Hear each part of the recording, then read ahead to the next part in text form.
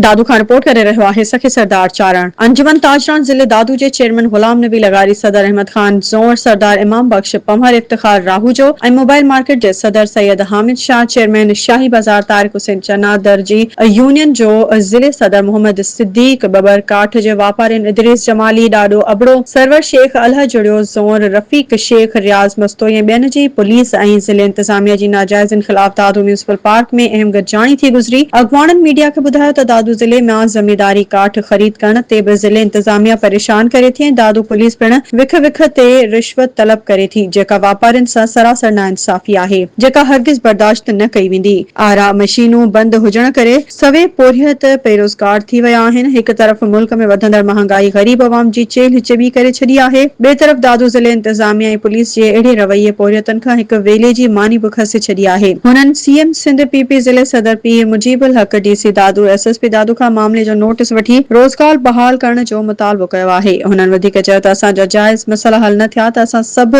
वापारी रोडनि ते निकिरी एहतजाज जारी रखंदासीं, जंहिं जी ज़िम्मेवार दादू ज़िले इंतज़ामिया हूंदी।